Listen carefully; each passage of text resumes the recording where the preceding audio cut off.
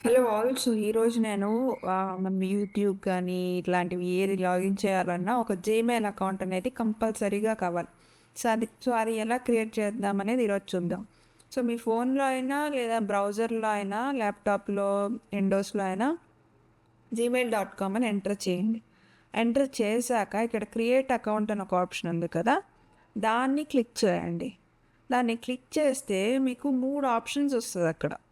ఒకటొచ్చి for personal use అనేసి అంటే మన సొంత హ్మ్, ప్రయోజనాల కోసం. ఇంకొకటొచ్చి ఫర్ మై చైల్డ్ అని. అంటే మీ పిల్లలకి ఎవరికన్నా చేయాలంటే అది క్లిక్ చేయొచ్చు. ఇంకొకటి for work or for my business అని. అంటే మీకేదన్నా బిజినెస్ ఉంది లేదా మీరెక్కడైనా వర్క్ అది సెపరేట్‌గా ఒక మెయిల్ పెట్టుకోవాలి అంటే దాన్ని క్లిక్ చేసుకోవచ్చు. బట్ నార్మల్‌గా పర్పస్‌కి అంటే మనం యూట్యూబ్ లాగిన్ అవ్వాలన్నా, దేనికన్నా చాలా వాటికి ఫర్ మై పర్సనల్ యూజ్ అనే అకౌంటే సరిపోతది. సో, నేనిప్పుడు అదే క్లిక్ చేస్తాను.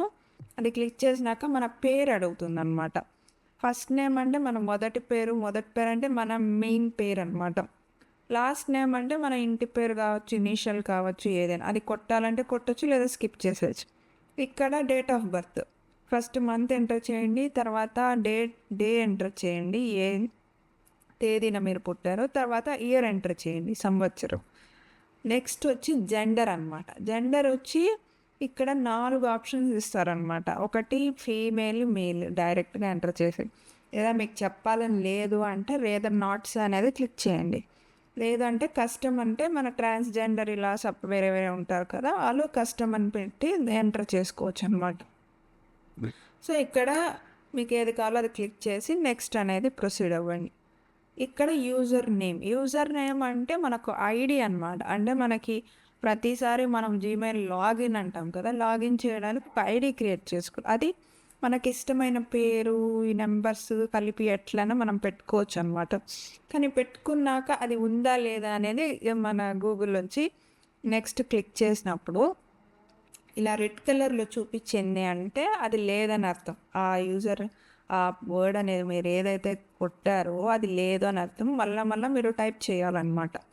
మీకు నచ్చిన పేరు దొరికేంత వరకు మీరు టైప్ చేస్తా ఉండండి. సో, ఇప్పుడు చూడండి నేను ఇంకొకటి కొట్టా అది గూడా లేదనమాట. సో, ఇప్పుడు నేను ఇంకొకటి కొడుతున్నాను.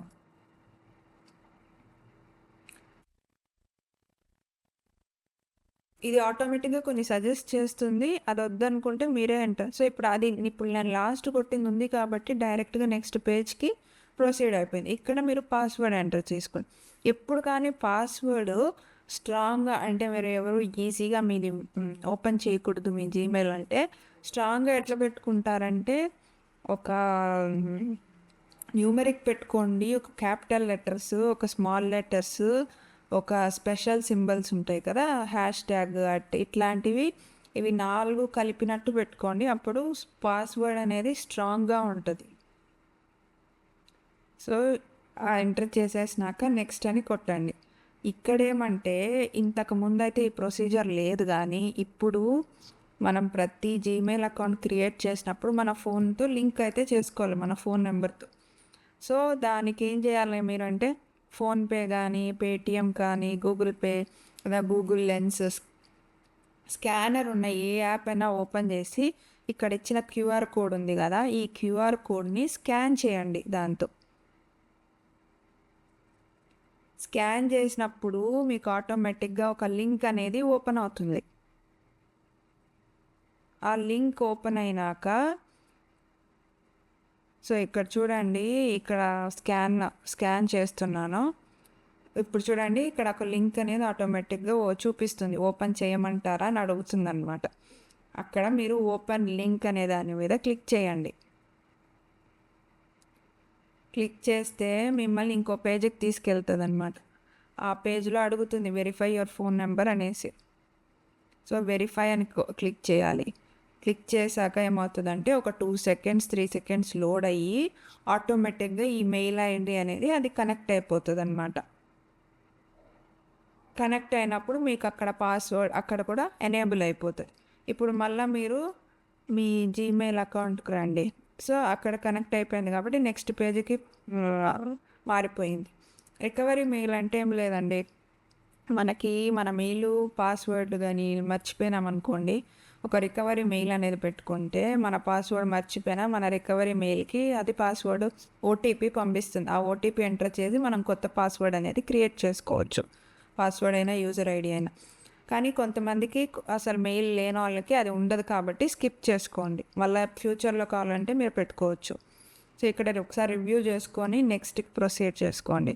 సో ఈ ప్రైవసీ అండ్ టర్మ్స్ అనేది వాళ్ళు మేము మీ అకౌంట్లో ఏమేమి ప్రాసెస్ చేస్తాము, మాకు ఏది యాక్సెసిబిలిటీ ఉంటుంది, మీరేం చేయొచ్చు, మా పవర్లో ఏముంది, ఇవన్నీ చెప్తారనమాట. మీకు ఓపిక ఉంటే అన్నీ చదువుకోండి. లేదు అంటే డైరెక్ట్గా కిందకి స్క్రాల్ చేసి అక్కడ ఐ అగ్రీ అని ఉంది కదా, అది మీరు ఒకవేళ మీరు అగ్రీ చేయకపోయినా అది అగ్రీ చేయాల్సిందే. అప్పుడే ముందుకు ప్రొసీడ్ అవుతుంది, లేకపోతే పోదు అనమాట. సో ఇక్కడ ఐ అగ్రీ అనేది క్లిక్ చేశారంటే మీకు కొత్త మెయిల్ ఐడి అనేది క్రియేట్ అయిపోతుంది.